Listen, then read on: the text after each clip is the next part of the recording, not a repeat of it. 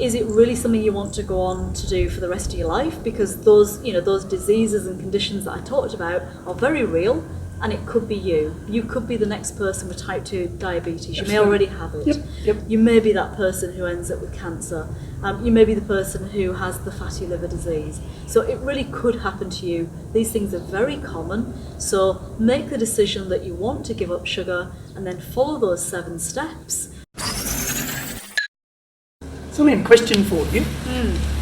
Would you describe yourself as an addictive type of person? I know you're addicted to peaks and wellness and all those good things, but do you have an addictive nature? That's a loaded question, isn't it? It is. It's going to lead on to something, but answer the question first. I do have an obsessive, potentially addictive behavioural trait. Yes, and are you seeing a therapist for that? Oh, I probably should. The reason I ask is because when I hear the term addicted, I have an addiction I often think of, and probably like most people, I think of drugs, I think of alcohol. I think of someone who's an addict is often addicted to things like drugs and alcohol, things that really are mainstream addictive chemicals or addictive substances. However, more and more, we hear people scream, "Help, I'm addicted to sugar." Sugar. And they're labelling their desire for sugar as an addiction. So my question for you, and this is where we're going, is there such thing as a sugar addict? What's in sugar that could possibly make it addictive? And obviously that transition period, if we're going into keto, moving away from carbohydrates, how does one who believes they're addicted to sugar remove the carbohydrates and the sugar from their diet? Curly one for you. Curly one, and it's a huge topic, Mike. It is. So that's one of There's the a lot of challenges. addicts out there.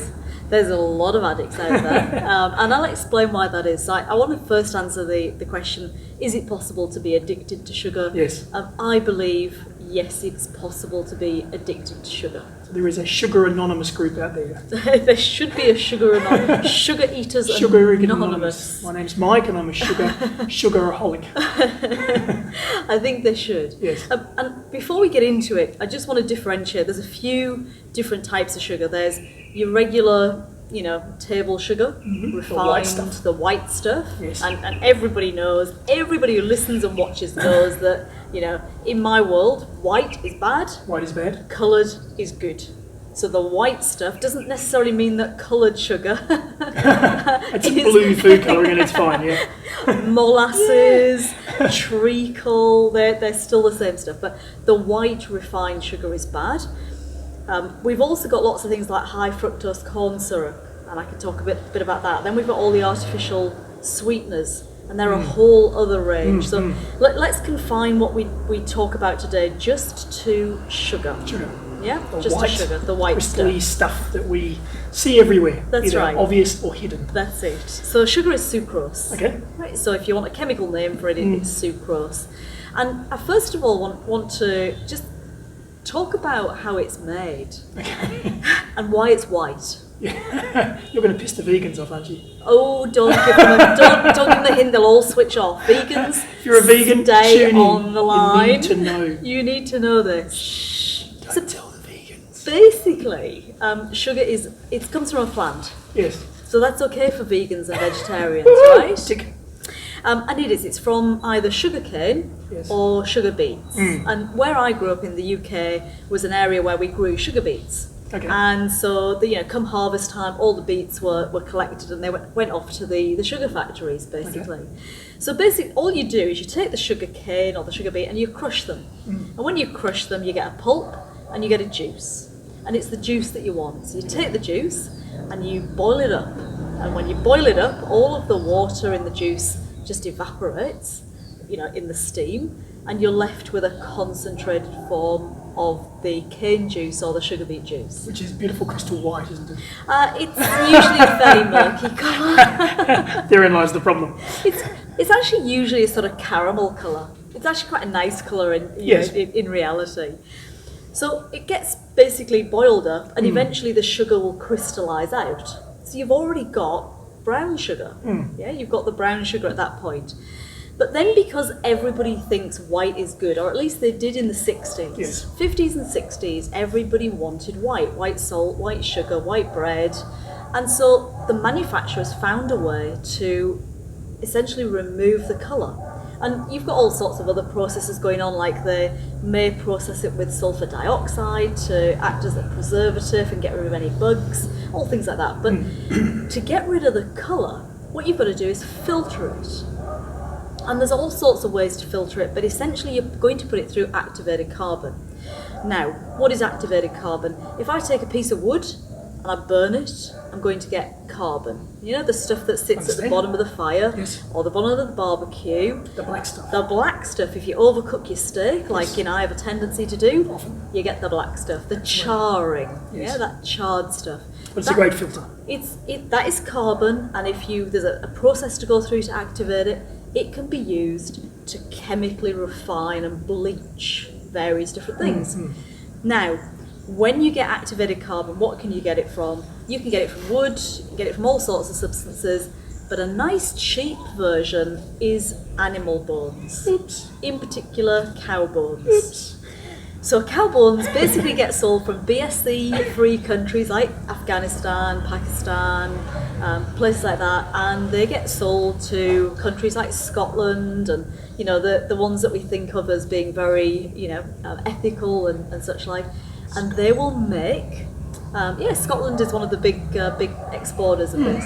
They will make what is called bone char. Right. Literally, To filter the sugar. Literally, they take the bones, they burn them, and the stuff that's left is the char, and that is used to make the activated carbon that is that the sugar is filtered To with, filter the colour out to make it white. to make it white. So, Sorry, vegans, if you are listening in, the serious side is your sugar, which should be vegan friendly, has been filtered by the bones of a dead animal. yes, unfortunately for vegans and Yes. vegetarians. Yes. So vegans and vegetarians, in all seriousness, bit of a digression. Vegans and vegetarians out there, if you do want to know more, go and find out about bone char. Go and find out about how sugar is refined, and find types of sugar. If you really, really, really need your sugar because you're addicted, find brands of sugar that don't use bone char to basically bleach their sugar. Now, if you're just buying a supermarket brand, you've got no chance because they just use a mixture. They get it in from different refineries, could be anything in there.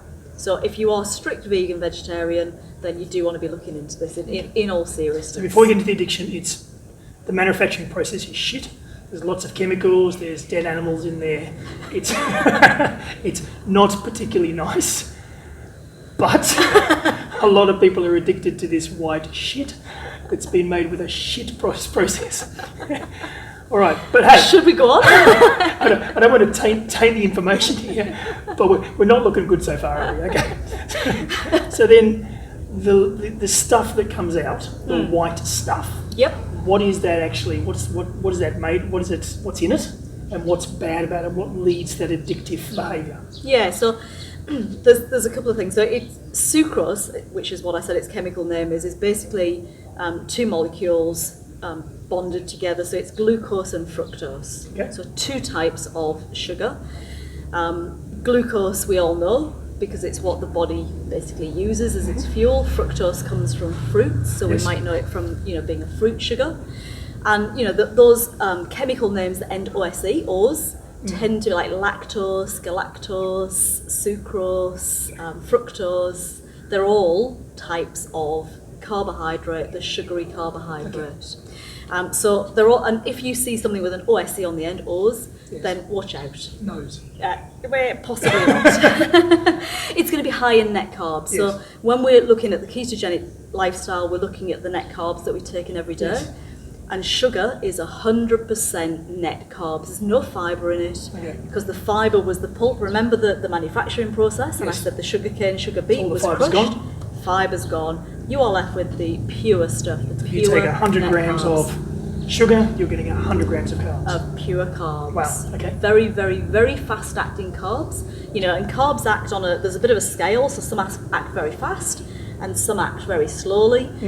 sugar is one of the fastest acting carbs that you can That's why get. diabetics and glucose, and we use those to Yeah. spike their sugar if required. We'll talk about that in a Right. second. So basically, they are addictive, and the reason they're addictive is because they trigger a reward pattern in the brain. So to put it very simply, the brain's got different reward pathways, and what they do is that they're the ones that release the hormones that make us feel good. Okay. Right, so we've got two main hormones here. One is dopamine, and one is serotonin. Right.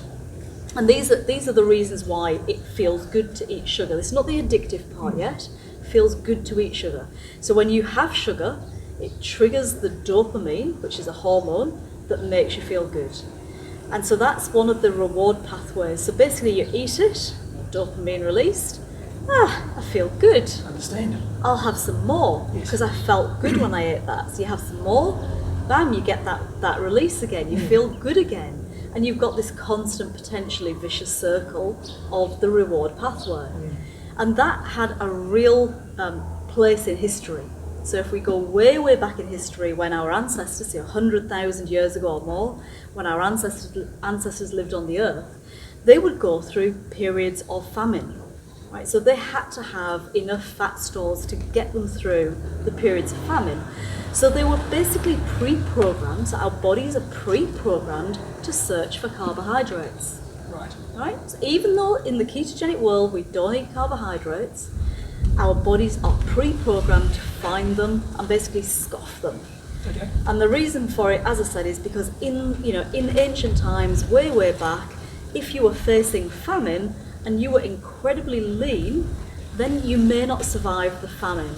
So when you came across carbohydrates, you'd scoff them, you'd basically pack on a bit of body fat, and that'd get you through the lean period when there was no food around. So it was a natural mechanism, part of evolution, that kept us alive as a race. There's a lot of people tuning in who may be getting ready for the famine. Yes, except we don't have famines in most But if the developed famine countries. comes, then some of the people out there would be well prepared. They would be extremely well prepared and can withstand a very long famine. Well done. Good preparation, people. Well done. And that's exactly it. In our modern society, Yes. we don't have famines. Yes. There are still some countries in the world. Whereas you when know, the internet goes down, or when the fast food store closes, there's it's a famine. But in all seriousness, there are some countries in the world where food is in short supply. Absolutely. And that still occurs, and we should just be a little bit mindful of that. And there are people out there who don't have enough food to live off. But most of us, especially the people who are tuning in, who are listening to this podcast, guys, you've got food available. If you're listening to this video or watching this video, guys, you've got food all around you, 24/7. You don't need to famine. There is no famine. There is no famine coming up. You don't need the body fat in the same way. So what's happening is our bodies are basically fueling us in that same way. They're sending us those signals of, hey, hey, hey, there's carbs. I need carbs. Let's have some carbs because we feel good. Yeah. Then you get a second dose of it because when the carbs hit your stomach, there's also a second reward pathway in your stomach, so even more gets released. Wow. So you're getting all this Lots dopamine, of all pleasure. this pleasure, all this feel good, and essentially those are the things that are that dopamine reward pathway is also the one that comes into play when we have social interactions. So those people who enjoy social interaction, they get the dopamine release, and that fuels their need to be social and to be with friends. It also happens during sex. So again, part of the evolutionary process, if we didn't have sex, we wouldn't make babies, then the human race wouldn't have survived. So again, that dopamine pathway is really, really important in evolution. It's a primary driver. It's also the pathway that gets activated when we have illicit drugs. Okay. Yeah, so when we opiums have and if we have things like the cocaines, Yes. then that's the dopamine pathway that goes, wow, Yes. that was amazing. It's the addiction Let's to have sugar. some It's a more. very similar Very similar. response. The other thing that sugar does is it activates another pathway, which is our own endogenous opioid pathways. Wow. So endogenous meaning within the body, Yes. not outside the body. So within the body we've got these opium centres, and basically they are responsible for helping us with pain and pain management. Okay. When we have sugar, these get activated And so again, we get that sort of relaxant effect, the feel good. Good stuff, this sugar, isn't it? Numbs. Yeah. And people do say, Yeah. I'm feeling a bit down. Yes. I'll have a piece of cake and it'll make me feel better because it releases the dopamine, releases the serotonin and activates the opium center. Now, it is those different hormonal signals that also lead to the addictive type of behavior. Of course, yes. It doesn't act in quite the same way as the drugs, but it's incredibly similar in that addiction. And you can see why when I describe it like that. Yes, absolutely. You There's know? 3 or 4 or 5 different triggers there that send this amazing pleasure to the body to say what you're doing is giving you great feeling. That's it. Let's continue to do it, and then if it's not there, there's a huge desire to have the sugar or have the drug or have the same pleasure. And that's it. And then, adding on top of that, as we just said, in our, modern society with 24/7 access to sugar Yep. and cheap sugar. It's not Absolutely. just the fact that we've got access to it, it's incredibly cheap. You can buy sugar and candies and lollies and Yep. cakes and bakery items, all cheaper than you can good wholesome food. Yep. So you can, tuck into your cookie dough, ice cream, your litre bucket of that, and you get that cheaper than a good, a good set of veggies and some meat. Excellent. So people are driven to constantly feed themselves with it. So we define the problem. So- There is such a thing as sugar addiction. There It's is. caused by the chemical effect or the hormonal effect on the body. And when you look at, so I've got to draw a couple of parallels or follow on from that. Look at the obesity rates. We know that 35% of Americans are obese, not overweight, Obese. obese. Yes. And that's a term that clinically obese or that obese term is a fairly significant amount of additional weight. Yes. And we know that some of that at least is driven by the sugar addiction. I'm sure that's reflected in many countries around the world. But it's if the 35% are obese, it staggers to think what amount are overweight of the population, and that's obviously a direct correlation to sugar and carbs. It is, and it's all ages and generations. Absolutely. It's from kids to the elderly, so it really is hitting everybody. All right, can we fix it? We can fix it, we can. And I guess maybe before we go on to the fix, we perhaps want to talk about some of the other downsides. It is addictive and it causes obesity, But there's other stuff. but there's some pretty nasty other stuff in there as well.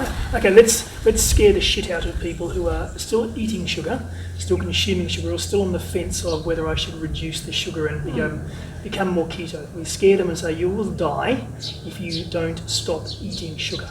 And the reality is, in some developed countries, and I'm going to include America in this one, that is the reality. Because if you look at the incidences of early death, you look at the incidences of death and disease caused by obesity, they are on the rise massively. So people are seriously dying from this. Yeah. That is the reality. It's Scary. a hard fact. So I'm going to take the glucose, sucrose, fructose bit out of it and just talk generally About sugar. about sugar and some of its Everyone effects. understands sugar. First thing is it goes straight to your liver, right? So the liver is one of those places in the body where a lot of things get processed. And sugar goes straight to your liver, which in itself, that overload of sugar and net carbs is potentially going to cause fatty liver disease. Okay. Right, so your liver is one of the most important organs in the body. When it can't function, you are going to get sick, you are going to get ill, you're going to get diseases, you're going to get metabolic conditions. So we don't see it, we don't feel it, it's not one of those organs that we're particularly conscious of. It does its work without us even really knowing what the hell it does. But a lot of people now, and I would suggest about 60 to 70% of people have got fatty liver disease, and that's the non-alcoholic variety. Okay. So in the past, we heard about fatty liver because we heard about if you're an alcoholic, your liver got damaged. Yes. And that was basically fatty liver or liver disease. We now see non-alcoholic fatty liver, and that's coming from the sugar. Yes. Right, so we're damaging our livers. Understand. The next thing we're doing is we're causing insulin resistance, because what happens is when we eat that sugar and we take in that sugar, got the glucose in our body triggers a response of insulin. So it basically secretes insulin, and that's what deals with that glucose. Now if you're eating more and more and more, first of all your body's releasing more and more and more insulin. Your blood glucose is being driven up.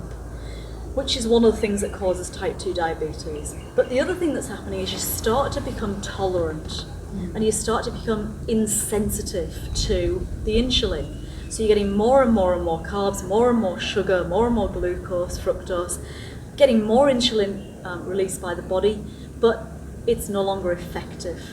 So that insulin that's getting released, still getting released, Yes. but basically the cells are just so damn full, they're saying stop. Okay. They're not letting the insulin in, Yep. and the insulin can't do its job. So the body becomes insulin resistant, and that results in a whole host of diseases, but including the type 2 diabetes. And again, we're seeing type 2 diabetes massively on the rise. So that's a pretty bad one. We've talked about the obesity. It contributes to a bad lipid profile. So what's that? That's your cholesterol. Okay. So the bad forms of cholesterol basically come from your sugars. So we've seen that fat has been demonized for years and years and years. It's not fat that's the problem. Sugar is the problem. Sugar is the one that's causing us to have the triglycerides in our blood that are not helpful for us. So sugar, again, causes lots and lots of damage there, causes cardiovascular disease, impacts the heart. It also has lots of other issues like it just generally causes, people to feel fatigued, to Those not high, have the spikes and the lows. yeah. So they're having the high, and then they crash, they hit the wall, and they burn. All right, so you've painted a pretty ugly picture. I have, and I'm going to make that picture even worse. Okay. There's one more thing I have to mention Add because to I it. almost forgot it, and that's cancer. Oh, that old thing. That whole thing.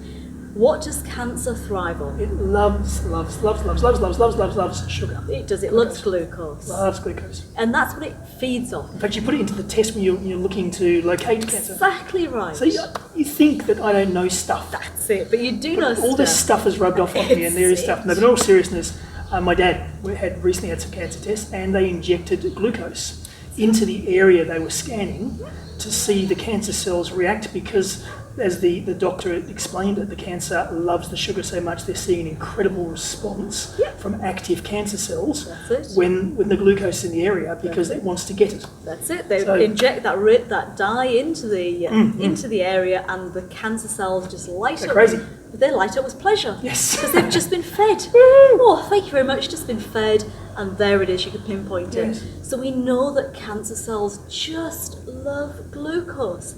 Now that's glucose in the blood. It's not glucose that we eat, but of course as we eat it and the liver processes it, it's going to get into the blood. And that's, as I've said, the eating of sugar drives up the blood glucose and feeds the cancer. So if you want to starve cancer, remove the sugar, and I'm already getting into the solution, remove the sugar and fuel the body on ketones because cancer cannot live from ketones. So those people on a ketogenic lifestyle have a greater chance of repelling cancer or Prevent. preventing cancer and having a cancer-free environment in their bodies. Interesting. So look, there's lots of issues there, from just being mildly overweight to some very serious Absolutely. consequences, Yep. some major diseases, metabolic conditions. Scary stuff. Very scary And, stuff. Yeah, that's Such right. a simple product, it causes so much It does. grief and so much pain. And it, even down to the fact it suppresses your immune system. It causes gut dysfunction. Yeah. So people don't realise this, but over the long term, they will see it really reduced immune function, and it's coming from sugar. Okay. All right, let's fix it. So if someone was addicted to sugar or is addicted to sugar and they decided, right, it's time to get off the white stuff, to go cold turkey or warm turkey to cold turkey, what's the process? How would you recommend they do that? So I think using the ketogenic lifestyle is ideal. Yes. And that's the combination of food and fasting. But I guess we can talk about 7 fairly easy steps. 7 steps? You love 7 steps. 7 steps. I do like my 7 steps is a perfect number. Go. Step number 1. Decide that you're going to give up sugar. Good. That should be a simple decision, but for a lot of people it's a big challenge to actually make that mental commitment. No more sugar. So it's a decision, and I'm putting a date and a commitment level to that, yes? There is. And the second part is to get an accountability partner. Excellent. And the reason for that is that this is really hard because it is an addiction. Yes. So if you're addicted to sugar, then it is like going to Alcoholics Anonymous. Yes, it is. It's having your friend, your accountability partner, who you can say, today I'm struggling, I am desperate for some sugar, and you can talk to them. Yeah. Just in the same way that you would sit at, an AA group and you talk about your cravings for alcohol. It is that serious. So get yourself an accountability partner, because it really is going to help you when you've got challenging days. Okay, and then after you've made that decision and you've got an accountability partner, what's the next step? Yep, so the next step is we're now actually going to do it. We're going to remove the sugar. Right. So remove the sugar from your diet. Okay. Look for where you've got sugar that's obvious. So the ice creams, the desserts, the cakes, the pastries, all the things that we want to remove on the keto diet anyway. So we're going to remove those keto foods. Watch out for the sodas, the sugary drinks, because they're loaded not with sugar, but with high fructose corn syrup, which is even worse. Remove any kind of hidden sugar. Look for the tomato sauces, the barbecue sauces, the dips, the dressings. Look for the processed food. Sugar's often added as a preservative. Of course. So you may not realise it's in there, but when you look at the ingredients, you'll see it. And you're looking for sugar, sucrose, glucose, fructose, anything with an O's, any of those sort of, or even the artificials. So just get rid of those. I like to hide it all in there, don't they? It gets hidden away, and get to know get to know any of the chemical names if you can. Absolutely. So get rid of it. Get it out your cupboards. Yep. Get it out your fridge. Get it out your freezer. So when you're removing the sugar, what are we doing with the fats to combat? All right. So the next step is increase your fats. You're going to do these pretty much in parallel. Yep. Sugar out, Fat in. fat in. So what does the fat do to help you get through that tricky period? So there's a few things that the fat does. The first one is the fat is actually going to make you feel full. So you're less likely to crave if you're actually feeling full. And my advice is eat even more fat than you think you need, because when it fills you up in that way, you're getting less and less desire to add in more food. Absolutely. And the trick then is to feel nice and full, not like you're going to vomit full, No. because there is issues with binge eating here. But feel nice and full, feel nice and satiated. It's going to send a message to your body that you're not starving, right? So if your body's not starving, again, it's not going to be looking for food. It's also going to give you plenty of fat in the body for the hormones to be transported on. So all of the other good hormones that are a bit starved at the moment, you're going to be able to transport them around the body. And remember, you've removed the dopamine and serotonin from the sugar. So you need to replace it with something else. You have a down. You're going to have a down otherwise. Yep. It's also going to give you energy. It's going to help you get into ketosis. And so all of those things are going to basically make your body feel good. But bear in mind, your first 2 to 3 days, you might get a bit of keto flu or carb flu, and you might feel a bit yucky. Once you've gone past that, the fat is going to help you. The more fat, the better. And you're going to need some snacks really, aren't you? Some non-carb snacks for those times. Well, it depends how your eating patterns are working as to whether you need snacks or not. I would actually avoid snacks, and the reason I'd avoid snacks, if you're a sugar addict, is you're used to eating and snacking. Right. So you actually want to get rid of that habit of putting food in your mouth. Okay. So think about meals, satisfying meals, lots of fat, and just stick to the meals rather than having snacks. Okay. All right. What else? Because you're going to have a need for hydration during the keto flu, then what I would say is that you really need to hydrate with a bit of pink Himalayan salt, and that's going to give you electrolytes, it's going to get you through that flu period, it's going to get you through that yucky feeling. So the combination of having plenty of fats and having some good hydration and maybe a bit extra sleep will get you through that, that worst. Because there will be withdrawal symptoms. Yes. So when you're going through those withdrawal symptoms, you really want to make sure that you're well hydrated and you're allowing everything to flush through the system. And I presume you need to avoid those situations where you could be exposed to sugary foods or... So step number 6 would be avoiding your trigger foods and the trigger situations. So if you're a sugar addict, there will be patterns, right? And the brain will have those patterns. Like a drug addict. Just like a drug addict. So it could be, drug addicts keep their drugs in a certain place. And it's part of the psychological effect is the process of going to wherever they're stored, getting them, and then taking them. Same with sugar addicts. So if you have a bit of a passion for the old jelly on the peanut butter and jelly sandwich, then that jar of jelly could be your trigger. Right. You know, you make the kids a peanut butter and jelly sandwich, and before you know it, you've actually wolfed down the whole jar of jelly. Excellent. So watch out for things like that. The ice cream in the freezer, the process of going to the freezer could trigger it. Certain foods, I mean, some people have addictions to things like peanut butter because it's got sugar added to it. And again, the moment they taste it, then they get that immediate reward feeling, even if it's a variety without the sugar. Okay. It's the pattern, it's the habit. Yes. So remove the trigger foods. If there's anything that you know that triggers the sugar craving or that triggers any kind of binge eating, get rid of those. And as I said, situations. So don't put yourself in a social situation where there's going to be a lot of sugar. Watch out for the high teas. Watch out for the alcohol.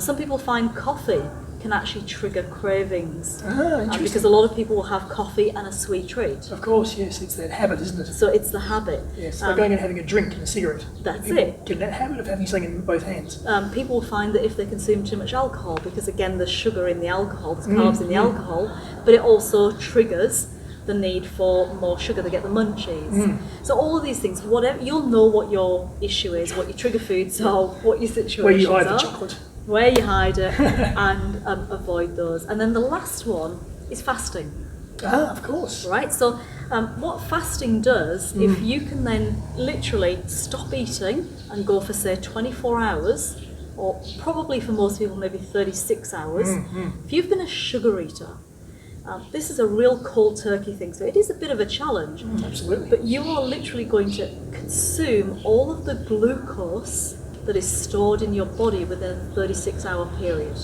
So you'll have chewed through it all, and you'll have forced yourself into ketosis. If you then are doing all the other things like eating the healthy fat, so at the end of the 36 hours, you then go onto the fat-based diet rather than the sugar-based diet. What you'll have done is got yourself into ketosis, using ketones for fuel, and you've not got any glucose in your body. You will have benefited your blood sugar immensely, and already made yourself more insulin sensitive. So you're actually moving that switch, moving the dial, and helping your body recover from your addiction. Sort of a fast track process. It is, yes. Excellent. All right, so some great tips, great steps. Last question, and probably one for a different episode, is around the artificial sweeteners. Where do they fit into the picture? Yeah, so as I mentioned, there's sugar, there's high fructose corn syrup, and there's artificial sweeteners. So sugar we know, and that's what we've talked about. Yes. The high fructose corn syrup, as I've said, watch out for that because it's in your sodas. Your artificial sweeteners, I really think that deserves a whole episode because let's do that. Some are very similar to sugar, and some have carbs in them. Some bypass the liver, and some are reported to have no effect on the body at all. Now, I think that a lot of the reports are hype from manufacturers who want you to buy those artificial sweeteners, and my personal opinion is that when you're having artificially sweetened food, because those artificial sweeteners are often sweeter than sugar, They are.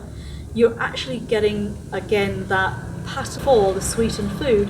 You're not breaking that pattern, and you're not allowing your palate to recover. So let's do an episode on that, Mike. Let's do it on that. But that's great. So there's some really great information. First of all, we now know there is sugar addicts out there.